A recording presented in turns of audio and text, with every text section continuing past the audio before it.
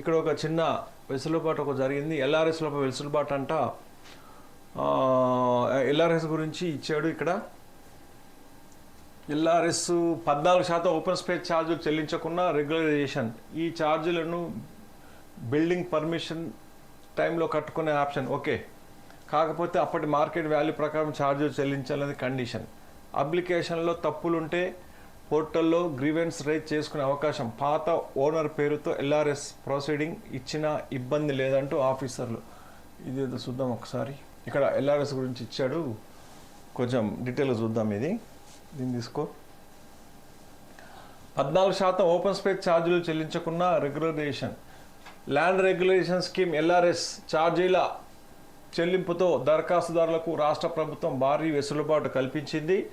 ప్లాట్లు, లేఅవుట్లు రెగ్యులరైజేషన్ కోసం రెగ్యులరైజేషన్ ఛార్జీలు 14% ఓపెన్ స్పేస్ ఛార్జీలు చెల్లించాల్సి ఉన్నప్పటికీ ప్రస్తుతానికి రెగ్యులరైజేషన్ ఛార్జీల వరకు చెల్లించిన ప్రొసీడింగ్ ఇచ్చే వీలు కల్పించింది. ఈ మేరకు పోర్టల్లో పేమెంట్ ఆప్షన్లో మార్పులు చేసింది. ఫుల్ అమౌంట్ చెల్లించడము లేదనుకుంటే రెగ్యులరైజేషన్ ఛార్జీల వరకే చెల్లించడము అనేది దరఖాస్తుదారులు ఎంచుకునేందుకు పోర్టల్లో ఒక ఆప్షన్ ఇచ్చింది.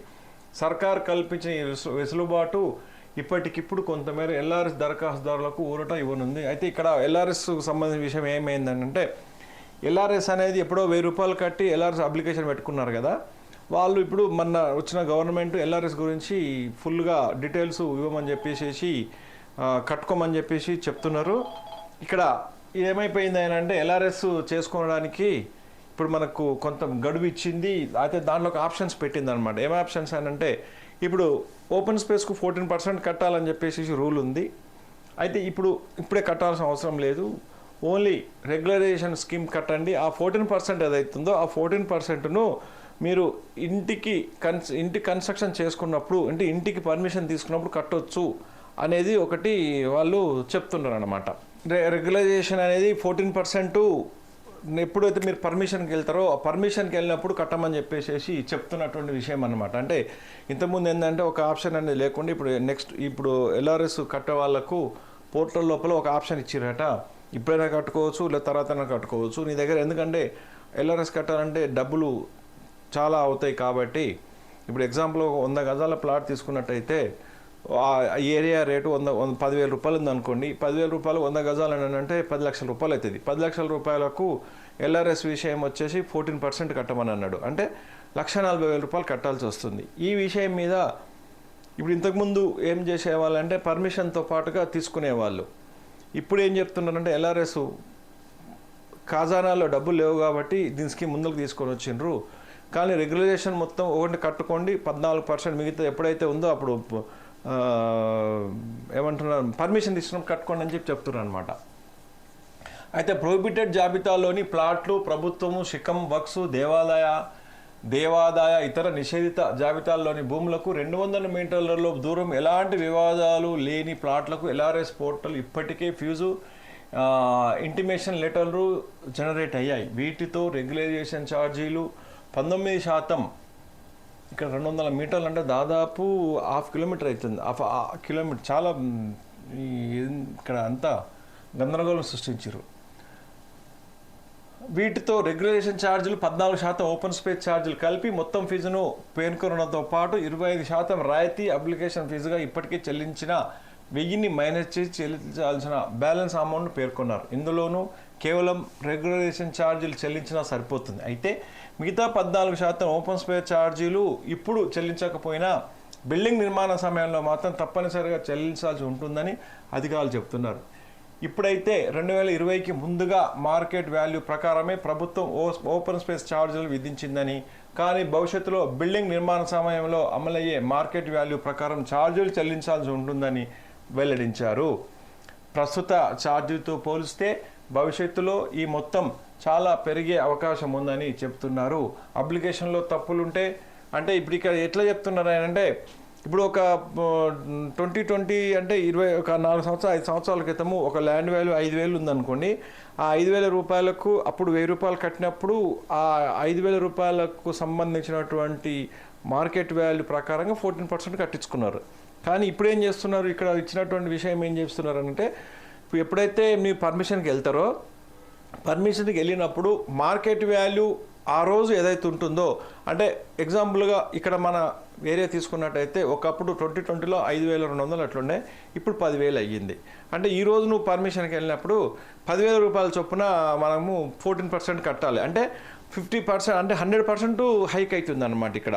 అప్పుడు 5,000 రూపాయలు ఉన్నటువంటి ఎల్ఆర్ఎస్ పర్సెంటేజ్ 14%కు ఇప్పుడు 10,000 రూపాయలకు వాల్యూ గజానికి లెక్కను తీసుకొని ఇది వాల్యూ అనేది పెట్టడం జరుగుతుంది ఇక్కడ. అంటే ఎటు తిరిగి డబ్బులని ఎల్ఆర్ఎస్ అయితే కట్టాల్సిందే, ఎటు తిరిగి డబ్బులను కొంచెం అటు ఇటుగా చేసుకోవడం అయితే జరుగుతుందన్నమాట. ఎల్ఆర్ఎస్పై అప్లై చేసే సమయంలో కొందరు తమ ఇంటి పేరు, రెవెన్యూ విలేజ్ పేరు, ప్లాట్ నెంబరు, సర్వే నెంబర్ తప్పుగా ఎంట్రీ చేశారు. అలాంటి వారు ఎల్ఆర్ఎస్ పోర్టల్తో తమ రిజిస్ట్రేషన్ ఫోన్ నెంబర్తో లాగిన్ అయ్యి గ్రీవెన్స్ రేంజ్ అనే ఆప్షన్లోకి వెళ్ళి తమ సమస్యపై దరఖాస్తు సవరించుకోవచ్చు.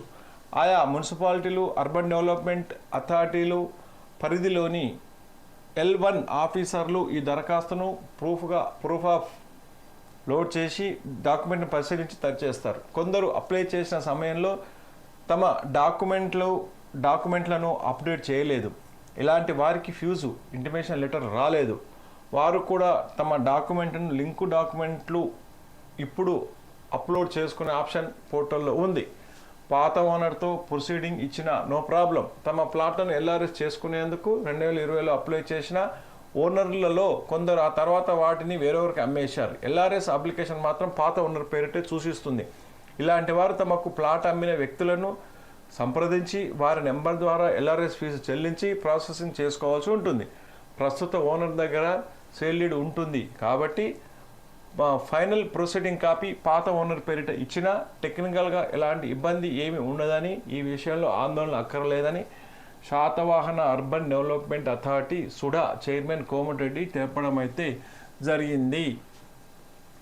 ఇక్కడ వాస్తవంగా ప్లాట్ యొక్క రేటు వెలుగుతుందన్నమాట. ఎల్ఆర్ఎస్ సంబంధించింది. ఎల్ఆర్ఎస్లో ఉన్న ప్లాట్లకు లేని ప్లాట్లకు డిమాండ్ వాల్యూతో చాలా ఉంటుంది. ఎల్ఆర్ఎస్ అయిన ప్లాటు ఎవరైనా కొనేందుకు ముందుకు వస్తారు. అందుకే ప్రభుత్వం ఇచ్చిన 25% రాయితీని ప్రజలు వినియోగించుకోవాలి. రెగ్యులరేషన్ 14% ఓపెన్ స్పేస్ ఛార్జీలు చెల్లిస్తే బిల్డింగ్ నిర్మాణ పర్మిషన్ చాలా ఈజీ అవుతుంది. మున్సిపల్ పర్మిషన్ ఫీజు తప్ప ఇతర ఛార్జీలు ఏమి ఉండవు. అలాగే గతంలో నార్త్ లేఅవుట్ వెంచర్లో 10% ప్లాట్లు అమ్మేసి మిగతా ప్లాట్లను గత సర్కార్ నిబంధనల వల్ల అమ్ముకోలేకపోయిన వ్యక్తులు ఇప్పుడు మిగతా ప్లాట్లకు సబ్ రిజిస్టర్ ఆఫీసులోనే 25% రాయితీతో ఎల్ఆర్ఎస్ ఫీజు చెల్లించి రిజిస్ట్రేషన్ చేసుకోవచ్చు. ఇక్కడ ఇది ఒక వెసులుబాటు అనేది ఇవ్వడం జరిగింది. ఒకప్పుడు ఏదైతే ఎల్ఆర్ఎస్ చేసుకోకుండా, అంటే గ్రామ పంచాయతీ వెంచర్లకు సంబంధించినటువంటి విషయం ఏదైతే ఉందో, పంచాయతీ లోపల ఎల్ఆర్ఎస్ అప్లికేషన్ పెట్టని వాళ్ళు ఇప్పుడు ఏదైనా కొన్ని మిగిలిపోయిన ప్లాట్లు ఉంటే ఆ ప్లాట్లకు సంబంధించి రిజిస్ట్రేషన్ అనేది 25% రాయితీతోని ఎల్ఆర్ఎస్ ఫీజు కట్టి రిజిస్ట్రేషన్ చేసుకోవచ్చు అని చెప్పేసి చెప్తున్నారు ఇప్పుడున్నటువంటి విషయం లోపల. ఇది ఎల్ఆర్ఎస్ సంబంధించిన విషయం. ఇప్పుడు ఏదైనా కూడా